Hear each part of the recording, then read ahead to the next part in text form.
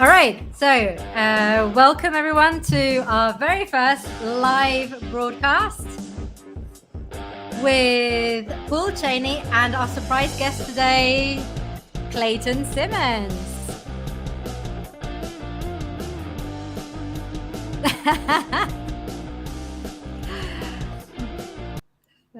Right, so today we'll be discussing content strategy transformation. So here we have today with us, as I mentioned before, so Paul Cheney is our expert, been a mentor for me in-house. So freelance B2B writer, he's an editor, content marketer, digital marketing instructor. He's the owner of Perspective Writing, and he's prescriptive writing. Prescriptive writing. Thank you for correcting me on that one. Getting carried away with myself. I guess some of my writing may have perspective. I don't know. Prescriptive writing. Yeah. And you've written 4 books and edited a whole load of dummy books. Yes, because I've written, I've edited several of Wiley's internet marketing related 4 dummies books, and these 4 books, whichever direction I'm supposed to be pointing in, that one. No, the other one. The other way. Yeah, whichever. It's like the Wizard of Oz, you know. Your left shoulder. Those 4 back there you see over my left shoulder were written by a dummy. So that's how that works. And then we have with us as well today, Clay Simmons. Clay, if you don't mind me calling you that, who is representing KD McCallie, who is our business solutions partner. So an expert in GTM, so go-to-market strategies, everything to do with strategy, tech integration, and high-level marketing strategy, ROI, and CRO level stuff. So it's a pleasure to have you both here with me today. Thanks, Alexandra. Great to be here. Thank you. Yeah. So today, what we were going to talk about a little bit is how content's been evolving in especially pre-COVID to post-COVID, especially sort of in the content strategy domain. So we're looking at things like, you know, what's good versus great. What was good content before? It's no longer, let's say, good content. We've got to change the fundamentals now if we want to get great content. And most of this is sort of stopping the silos, seeking agility, you know, and being customer first. So we're focusing on, you know, reducing friction and creating seamless content experiences, you know, that are intended to really inspire customers' willingness to advocate for our company. So KPIs, so that's Clay, something that you know a lot about, and storytelling. So that's Paul, that's more your area. Absolutely.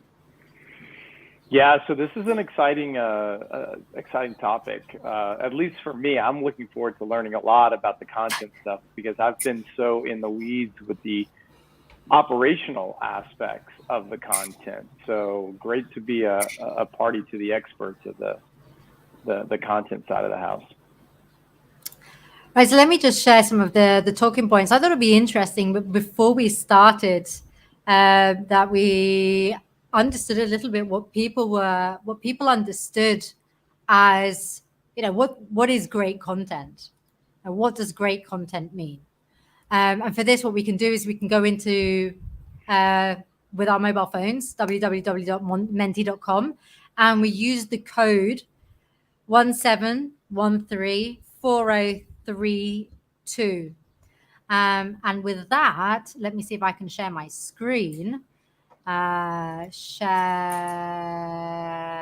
screen. Here we go.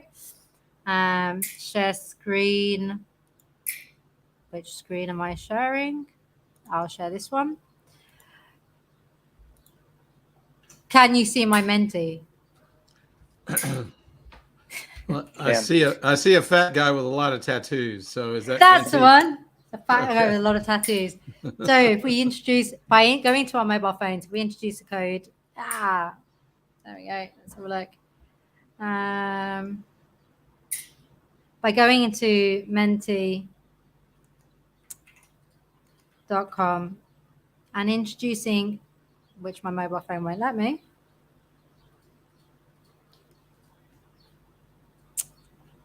Menti.com, and right there you introduce the code 17134032. Right there you can submit your answers. So why do we create content, for example? Direct from marketing without anyone's help. Yeah, that's a shame. No, we don't get any help from marketing at all. To educate, but brilliant, to educate about our products or about our or to help educate our customers through their pain point. Then we've got to generate leads, which can be another reason why we're creating content. To inform, engage customers and prospects. Brilliant. To entertain and educate. So we've got educate again. That's coming up. Tell a story that will resonate with the end user on their terms. That's really interesting because now we're going into customer centricity here.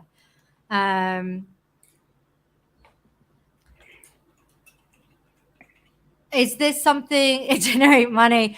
Paul and Clay, are these answers surprising you at all? No, I mean, I think that content, at least from a sales and marketing go-to-market perspective, it's a key enabler. I think what a lot of companies struggle with is the content they're generating really, benefiting their readership, and what is the right content? What's the right form of the content? Those are all kind of the operational questions that I often get asked. No, I think to add to that, I don't know if you can go back to those responses, but no, they were all pretty much spot on, including the one that I submitted myself to inform and educate customers and prospects. So I could have guessed. all of those were less sort of bits and pieces. I think if you put them together as if they were a puzzle, you come up with a pretty good, fairly comprehensive explanation of why content is important and what its purpose is and what it's designed to do. So, yeah. Brilliant. I think you're right there. I think what's interesting about this is now that if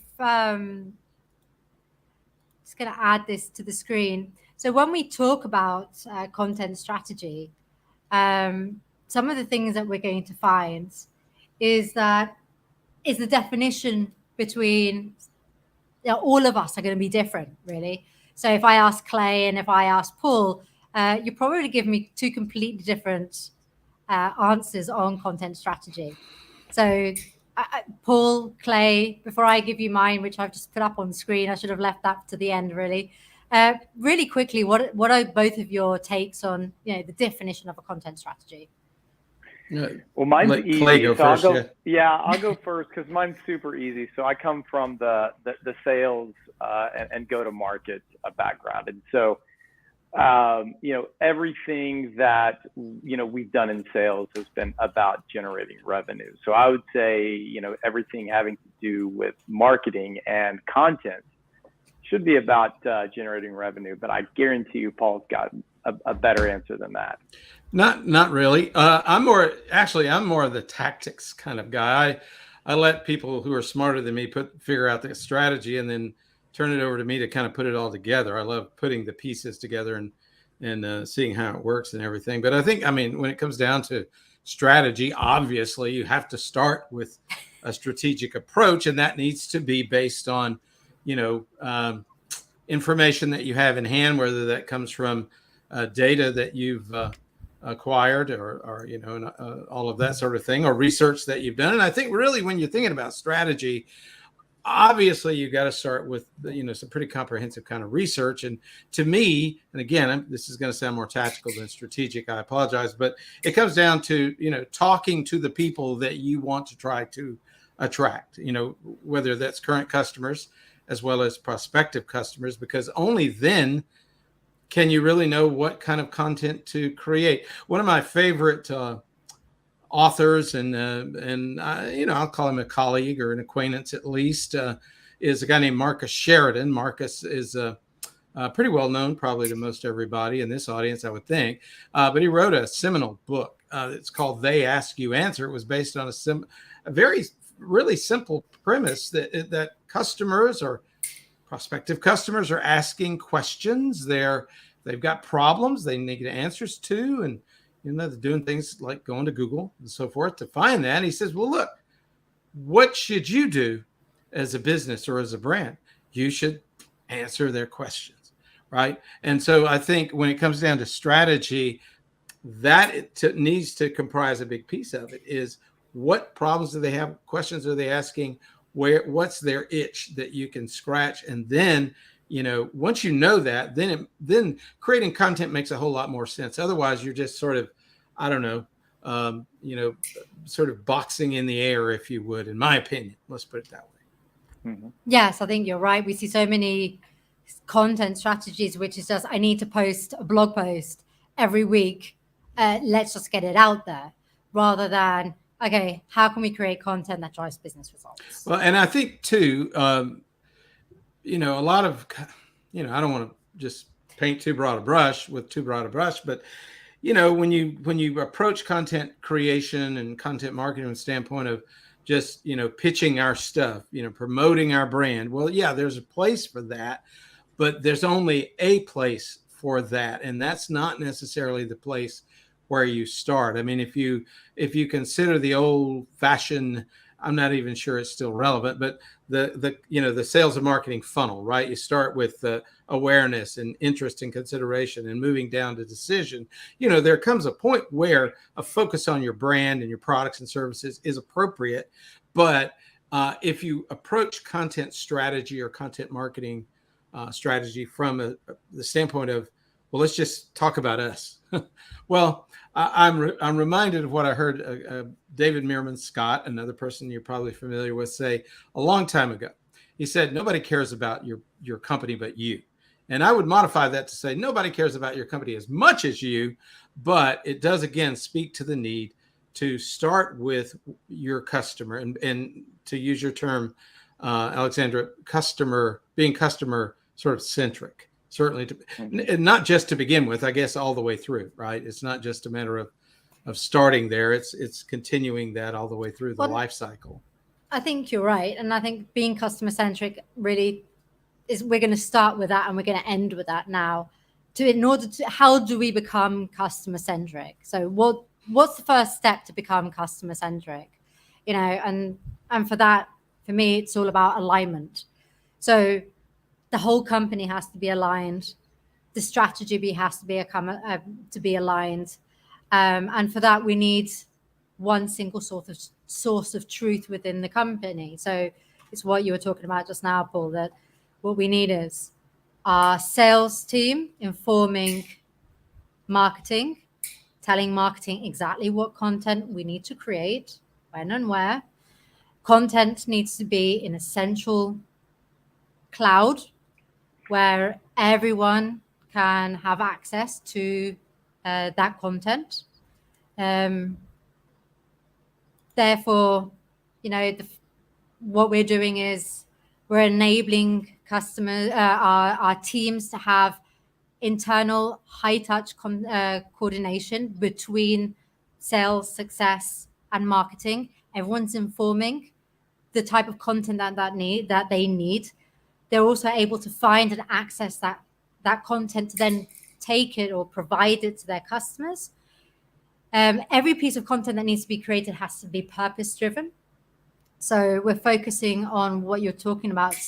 What moments, it needs to be strategy determined. So what moments are you going to focus on, create content that drives, the desired shift in the moments of, in those customer-based, customer journey, in those moments of the customer journey. And then carrying on from that alignment is a little bit, so, well, now that we've got that, what do we do with all of this information? So we put an emphasis on, commitment and discipline, which I guess this is, again, more, Paul, your discipline and your tactical expertise. So it's putting emphasis on editorial calendars and how to keep your entire team focused, how to keep them on schedule, milestone management, how to plan that narrative and that storyline, within all of the content that you're creating, and how do you deliver that storyline to your customers? Because then what you need to do is maintain, that distribution and making sure that it's not just a collection of tactics. So I guess this is now, Clay, you understand this a lot better than me. It's not just, okay, now that we've got all this content, let's distribute it. But what we really want is to coordinate all the effort across all of those marketing channels so that you've got a holistic approach of your go-to market. And you're providing your customers with that holistic experience. Does this? I absolutely love this slide. I'm so glad you're bringing this forward, because you mentioned sales, marketing, and success, and you're absolutely right. Those are functions within an organization that have to have a point of view into the go-to-market strategy, which ultimately the content is a big piece of the go-to-market strategy. I also think that a couple of other voices that are often not really delivered into the go-to-market strategy is that of just leadership alignment. So where does the CEO want to take the company? And is that vision being put into the go-to-market strategy? Is it also being laid into, the content elements, product and services, road mapping and direction directly coming from, the product lines, product marketing managers are probably one of the, I would say, least,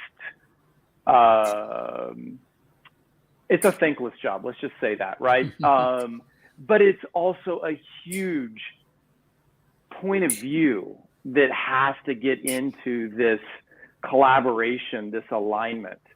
And oftentimes, the message is subdued. So yes, having all of these points of view coming in from success, sales, marketing as well, leadership, product, it gets very difficult, right? To synthesize all of that information and then deliver this really meaningful go-to-market message that's going to resonate with your client base.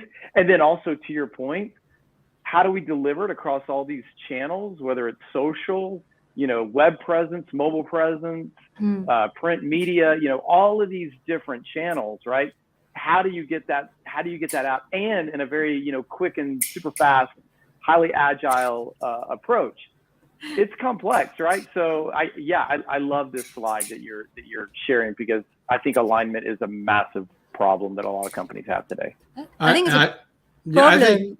I think that too, you're talking about sales and marketing alignment. I mean, that's a Goliath that needs to be conquered, right? In itself, because I've seen a number of times when there is, disalignment between the two. And I can kind of understand from a sales perspective, certainly, how sales might look at marketing and say, your job is to help me get leads, or, to send leads my way that are well qualified and all that sort of thing. But to your point, Clay, a lot of those things that were on that slide were just, hurdles to be overcome, and it takes time to do that. And obviously, you have to think in sort of a marathon kind of way of thinking, right? Not just quick, short sprints, because this is going to take, all of those things are going to be something that's going to just take a while to do. But going back to that, I think it was the second point, being purpose driven. And to your point, that does start, in my opinion, with leadership.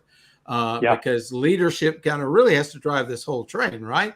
And that's another thing too. I think sometimes maybe leadership is disengaged from the whole process, you know, and in a I guess an ideal world, you know, that's not going to be the case, because we all need our marching orders from the leadership, right, to really know what we're should be doing, and to be able to do that with some degree of confidence. Yeah, I would say more companies than not that I have either worked for or worked with has treated marketing as kind of an island. You know, oh, it's the marketing team. They'll figure that out. That, you know, they will get our message out. And so we the rest of the functions just kind of trust that island. But at the end of the day, when you're actually talking to the folks in the marketing function, a lot of them don't even really understand in full detail what the products that the company's actually selling. How in the world are they going to develop content around products and services that they don't even really fully understand? So that collaboration, that alignment has to be there for sure. It's one of the most important aspects, and yet one of the most difficult to achieve. One of the most difficult, as you're both mentioning, because not enough emphasis is put on it. And then also there's always been different KPIs for different departments. So then there's that, well, why should I waste my time doing it if I've got my own KPI to work on and you guys have got different KPIs? When really we're all working towards the same KPI, which is increasing the bottom line. You know, making sure revenue is improved, making sure that, you know, we're increasing sales, and we've all got that KPI at the end of the day. So, and now it's also becoming harder with working from home and after COVID, which means that we've got to find ways, tools, software that help us align, you know, our messaging, the way that we work together, you know, and just helping each other in general. Because we're aligning. At the end of the day, we're going back to being customer centric. Yeah, and Alexandra, I think I really kind of opened up in saying, you know, revenue in tongue in cheek. I think companies these days, yes, revenue is extremely important. There's no question about it. But I also think that long-term sustainability of their business, especially if we're talking about B2B SaaS, and that's where content becomes really valuable. It's not just the initial sale, but it's also the renewal. And you've got to have content and added value to keep those existing customers fired up about what you're offering. Well, if you look at it fairly, and you really look at the customer journey, we really look at the bottom line, we all know these figures. We all know that a 5% increase in revenue translates to a 20% increase in revenue. I mean, we all know this, but none of us are focusing on it. A new customer costs, 60 to 90% more CAC than maintaining an existing customer. Yeah. So really, we're going back to, what do we know about our current customers? Let's talk to our current customers. Take time to interview your current customers. And we like to do monthly check-ins. And I will take time out as the CEO. I will not only speak to I normally take Mondays out. So if you want to know why my Mondays are fully booked, and then I suddenly can squeeze you in, it's because normally my Mondays are blocked in my calendar for my team, and we'll have team meetings, and for customers. And that's when I talk to our customers to find out what they like, what they don't like, what they're having problems with, what they're using the platform for. And this also helps because I learn new things about my customers. I learn new things about my platform. And this leads us on nicely to agility, because what I'm trying to do is I'm trying to scenario plan. I'm trying to look ahead. I'm trying to test and learn and pivot new messages. I ask them about messaging. I find out messaging. So one of our customers came to me and they said, you're a one-stop shop for our distribution, our channel sales. I thought that's fantastic. I never thought of it that way. So you're actually learning to become more agile as a marketing department, as an executive, as a company. and you're trying to bring into your culture, this, maybe not this first mover idea, because it can be very difficult, but at least you're always trying to be ready, and you're looking ahead. You're trying to look at the environment. You're looking for your customers know more about you, your platform, your competition, and existing and upcoming products than you do, because before they bought, that's what they did. I mean, the last time I bought a pair of shoes, let's say, or I bought a CRM, I knew more about HubSpot, Salesforce. I knew more about them than the sales rep did, because I know what I need. So it's really important that we can be really agile, and that we're evolving constantly, and we're trying to create plans based on, the new environments that's coming our way. And if any of us look back the last 36 months and the next 36 months, we've come from COVID and we're going into an economic slowdown.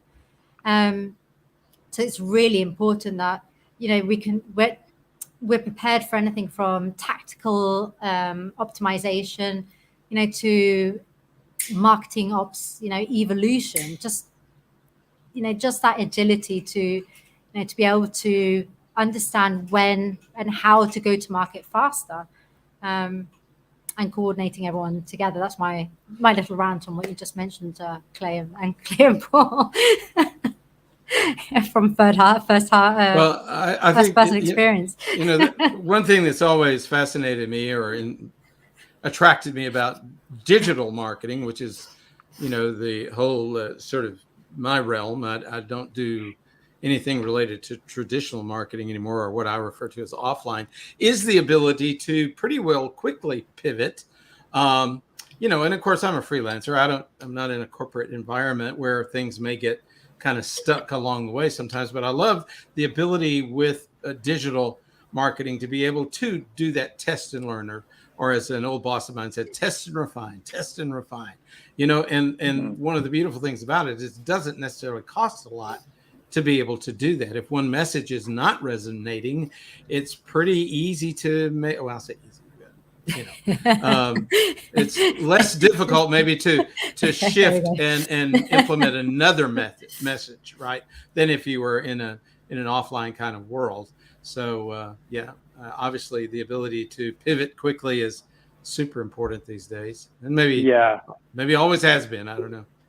Well, we've always talked about A/B testing, and whether it's in sales or if you're doing sales sequencing or something like that, or marketing, trying to validate your content or your messaging in your go-to-market strategy. But A/B testing, I don't even see how that could have even been good 5-10 years ago. I mean, in this day and age, we've got to be like AZ testing, or A to the power of Z testing.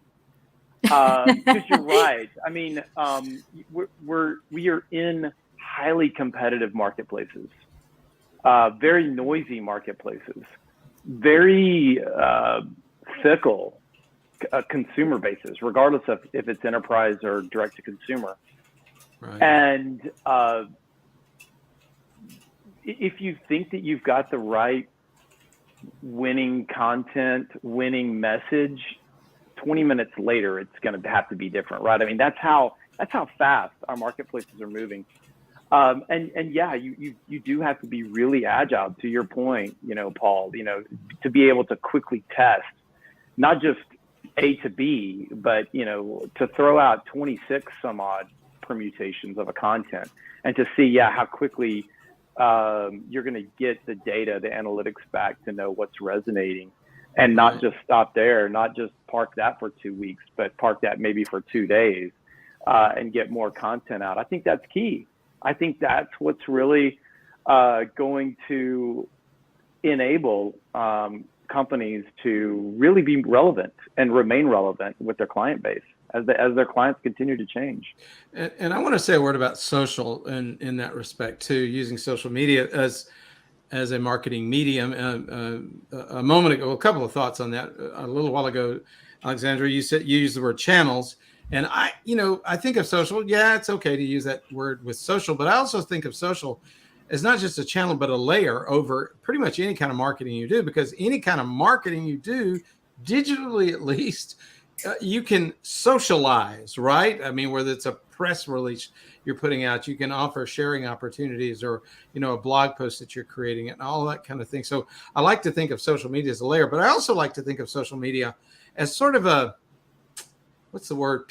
A petri dish, maybe, where you can kind of experiment with messaging and put it out there and just see what response you get. I mean, having worked in sort of B2B environment pretty much all my career, there's a lot of the messaging that we put out that just, I mean, it laid flat. It was like a lead balloon. It didn't resonate whatsoever. And that spoke to the need, obviously, to begin to think, as you said, come up with various permutations. Thank you. Permutations. And don't get married to one idea, that, this is the, the direction that we need to take. You really have to kind of, I think, disengage or dislodge yourself from any kind of emotional attachment to a message, which is kind of hard for a creator. If you're a marketing person, you're a creator, and you get married to this messaging or something. And I think you have to really step back and, be a little bit more objective and that kind of thing. But I love the idea of saying, let's use social as sort of, again, that sort of petri dish to experiment with messaging and, see what might be hitting with strides with folks. Yeah. One thing I see with social, though, you have to be really careful about what channel you're on, because, of course, different tactics, different channels, different messaging styles, and one strategy doesn't fit all. But I think you're right. I think it's really interesting. No, that's, and that's another mistake I think brands make, is, we use some platform like maybe a Hootsuite or something to, we just sort of shotgun the message out. Here's Twitter, same messages, Facebook, same messages, LinkedIn. I'm not too TikTok. I don't have much expertise where TikTok is concerned at this point, but so I can't really tried speak it to that. a couple of days, and then I thought, well, I don't know what I'm doing. I'm bound and determined to get more familiar with it, whether I use it myself or not.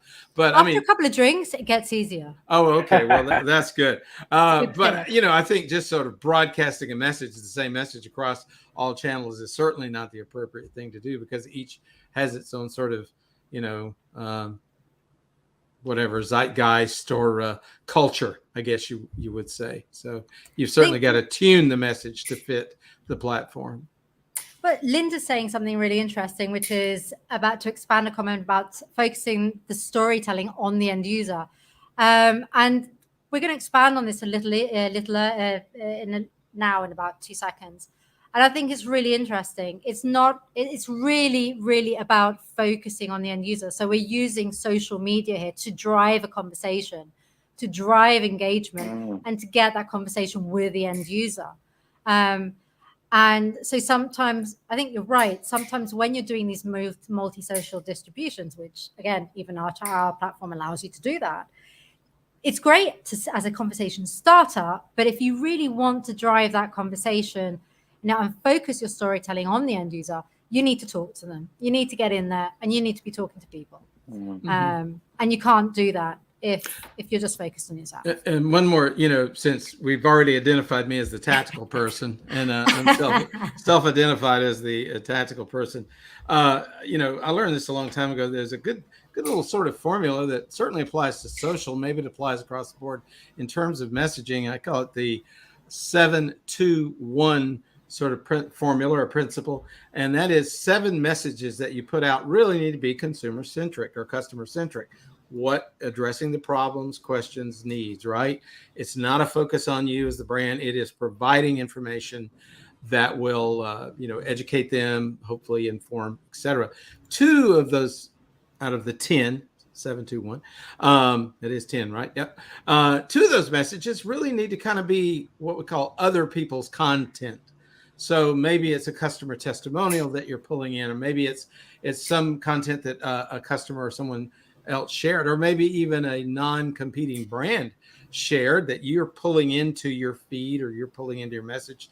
And then one message out of that 10 can be promotional. It's almost like the tithe. You can tithe a promotional message if you do these others like that, because the others are not focused on you. They're focused on your customer. They're focused on other people. So you can get away with the one, potential sort of promotional message. Now that's different in sort of direct to consumer. I get that. If you're selling shoes, that's a different sort of thing. But in our world, the B2B world, SaaS world, I think it makes a whole lot more sense to be, and I think this is a strategic point, to really think through, what elements of our messaging is focused on our customer, is focused on, that is not promotional, or at least quasi-promotional. This brings me to what customer centricity is not, right? Because so many brands I've seen and so many sort of companies that we work with sort of pound the table saying, we're committed to being really customer centric. But at the end of the day, the data suggests, when they come in and they start working with us, this suggests that it's a lot easier said than done. Let's put it that way. And what most brands are doing is that they're focusing on positioning, which is fantastic. They're focusing on this message architecture, and they're defining the reasons to believe on the brand. But these really are fundamentals for any brand, and these aren't customer centric steps. These are things that you have to do the minute that you create a brand. And these are the ABCs of marketing, really. So what is customer centricity? So it's building on customer journeys at each micro moment. So we're talking about moments of truth, with the customer at the center of the model. You're trying to understand what the goal of each customer is, what we've been talking about up until now. So as we've been saying, what are they trying to accomplish? What are the barriers that they're running into? And then we're trying to align all of this content, and the tools that we have to ensure that all of our customers have the content that they need, that they are more knowledgeable, and more confident in the decisions that they're trying to make. And we have to make sure that all of this is meaningful to the customer. And yes, it's really easy to say and really difficult to do. But when we do this well, what we're going to do is we're going to be increasing our customers' lifetime value. So how do we do this? So we'd start with a deep dive of understanding our personas. And I know we all hate talking about our buyer personas and our buyer journeys. And, these are the very first things that we start with. But really and honestly, not enough of us, this goes back to alignment. Are we sitting down with customer success and sales? Do we understand who our biggest accounts are? Determine what assets will be good enough to assist each persona? Do we need to create something new? Can we repurpose something? Do we need to partner with someone, or do we need to purchase a tool or a utility or a service to help us understand all of this? Because we need to be creating content that, answers all of the doubts. I wouldn't even call it, or I don't like to call it anymore, sort of the awareness stage, the consideration stage, and the buying stage, because of course we all know that it's no longer a funnel or a flip funnel or the flywheel. There's so many ways of calling it. But when we're being customer centric, it's I don't know what I want. None of us know what we want when we're going onto Google and we're asking Google a question. I have no idea what I want when I'm looking for some addresses, or when I'm looking for a CRM, or when I'm looking for, a social media tool to help me or a digital asset management when I'm trying to centralize my content. Perhaps I don't even know what I don't even know. Right? Mm-hmm. So these are the discovery stages, and then I need content from a company that's going to help me understand or identify my needs. And I'm going to help the company to teach me something new. But then most of all, we're going back to connection now. So I don't know what other people want. And I want to know what other people are using as well, because that's really interesting, because we all turn around and we all look for social proof. Now, this is just new, natural human behavior. So this is nothing taboo. This is nothing new. I want to know what other people are using. That might be why I turn to social. Might be why I want testimonials. This is why Trustpilot and all these other websites are doing so well. Even Google reviews, G2, because I get to see what other people think. I get to be nosy. I get to what traditionally was gossiping, over the dinner table or over the fence with your neighbor or in the music store before you bought your CD, gossip. Now it's Google, help me connect with other people and tell me what they're buying. So this is where, as companies, we need to produce content. Sales reps, tell me what you need. Right. And then I don't know I don't have time to even know what I want. So make it fast and make it relevant for me. Make that buying decision relevant and fast. And am I making the right decision? So really help me validate my decision. And this is, again, sales rep and success. This is where they can come in. What are the typical questions that people ask, and what are the typical regrets people make after they make a purchase, that I can create content as a marketer, to help them overcome those regrets. Many different ways you can do this. So, as I said, audit your content. Make sure that you have the right content to answer the right questions for the right accounts. And then there's lots of different ways. I know that people, what's typical is you'll be bidding or you'll be putting ads for your content. But then what happens once, your customers come to your content piece, and then Google's now proposing another content piece, and your competitors are now winning over your customers once you've paid, $8, $10, $20, however much it's cost you to get that customer to read one content piece, and now your competitors taking them over. So there's new ways that you can now work around creating personalized content experiences for customers. And something that's been working well for us, something that's been working well as a lead capture, lead demand generation, and also especially for the end stage. So now I don't know what product options are available for me. Can you give me an option quickly and efficiently, and then direct me, to a way to validate those needs. You can create sort of a personalized site, a little bit like this one, for example, which is something that some customers are doing, just so that once you follow up with a customer, so customer success, sales, follows up with that customer, they can say, right, hey, Santiago, it's great to talk to you. So you asked us, what we do. You asked us for a proof of concept. You asked us for a case study, and you asked us about our services. Here's a link, personalized to you. And save this in your bookmarks bar, or share this with your team. Everyone can jump on at their ease, and they can have a look at the content. And you've got this personalized experience for them.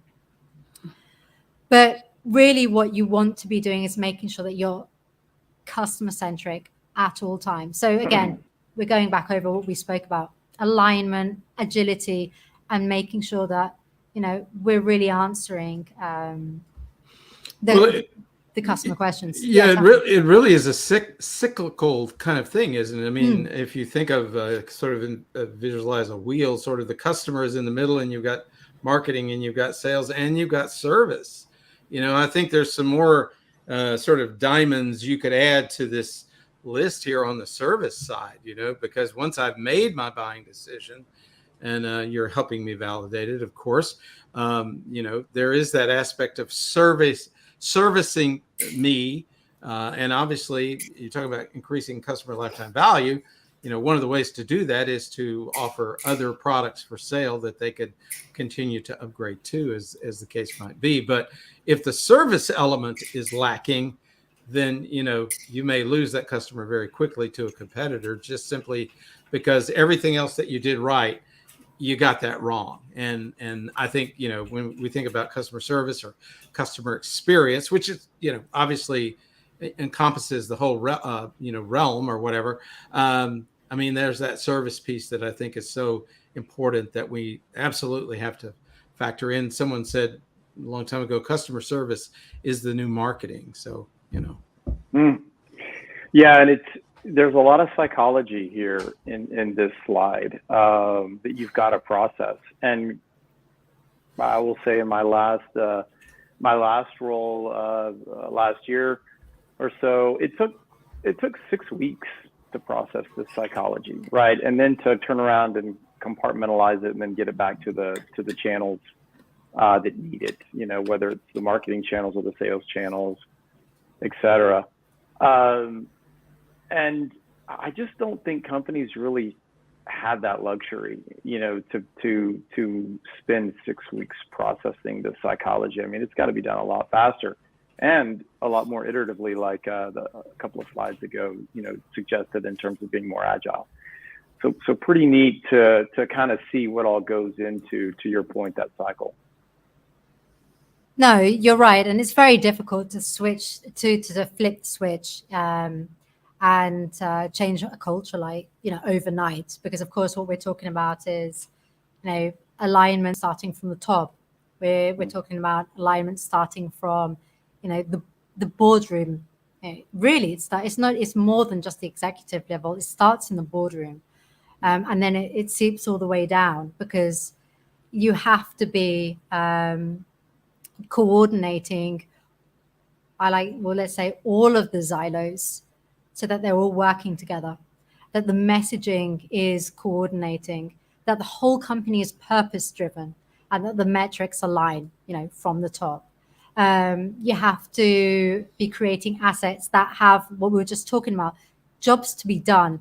So what we need to be ensuring is that we're not creating content that already exists. And the only way we can do that is having a centralized system where all the content is, and that we know we can pull the content when we need it, or we can check the content exists, because we have a dynamic audit. We have the content which is easily findable. I don't even know if that's a word, findable. It's a word. You can. It's a word. Thank you, Paul. It's great to have an editor here, which you can sift through it really quickly. And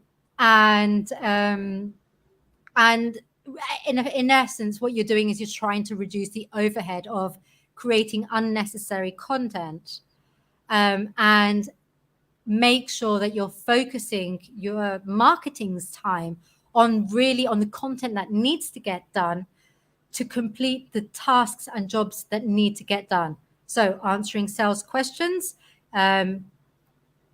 channel sales, so increasing channel sales, and closing deals and maintaining retention, because that's where revenue is going to come from, making revenue happy, retention happy.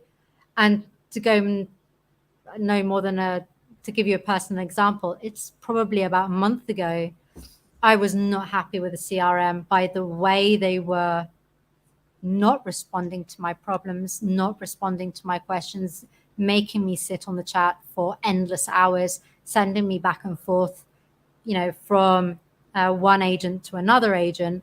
Agents weren't coordinated, having to repeat the question. Now, at the end of the day, you think, my time's worth more than this. I don't need the CRM. I'll find another one. So nowadays, customers, we don't mind changing platform providers if it's a B2B, or returning products if it's a B2C at a moment's notice. We don't have patience.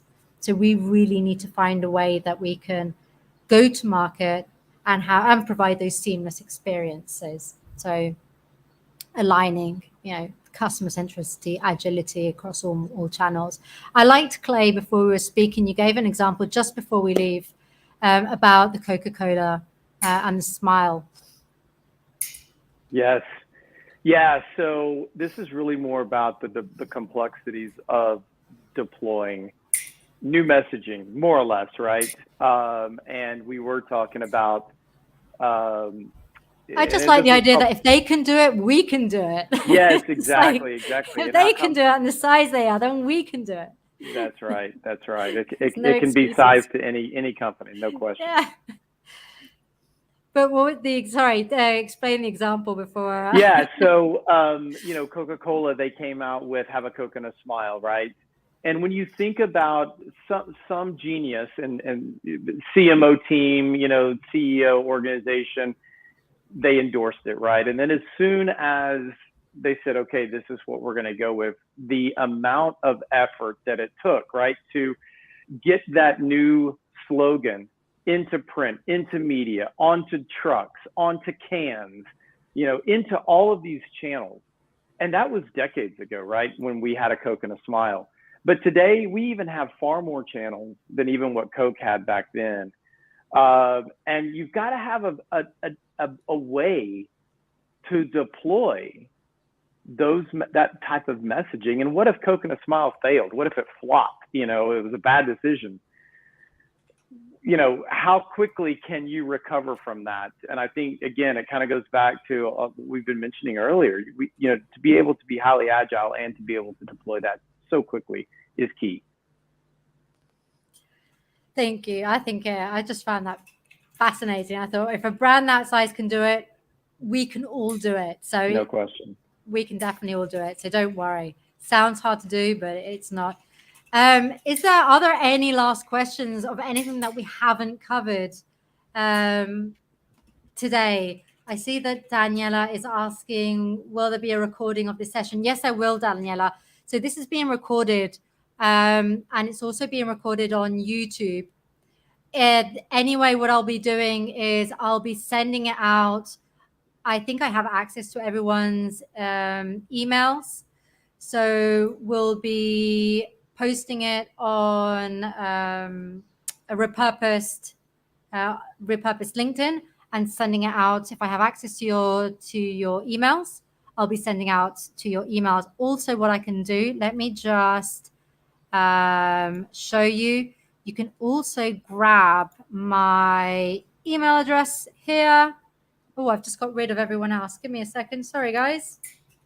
Oops, wrong thing. There we go. Here we go.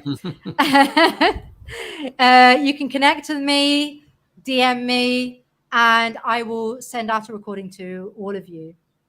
So yes, of course, not a problem.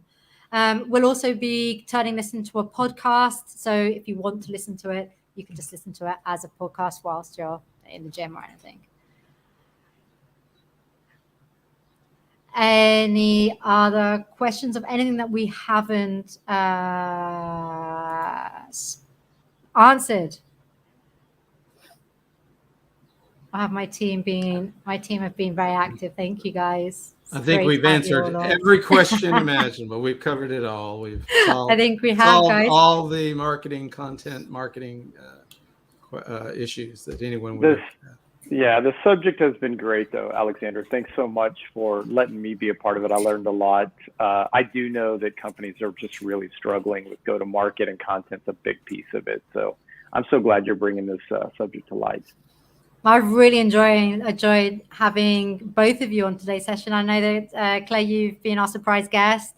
And Paul will be speaking to you the last Wednesday of every single month. You'll be joining us. Next session with Paul, we'll be talking about storytelling. And then next week's session, we'll have our very own VC partner joining us to talk about corporate innovation strategies. So feel free to join us. You can subscribe, through the repurposed LinkedIn, and just add yourself to the list. And then we'll also send out a link for all of you guys to subscribe to next week's chat. So thank you very much. Thank you. And thank you. Have a wonderful end of week to all of you. And thanks for joining us. Bye. Bye. Thank you. Thanks, guys.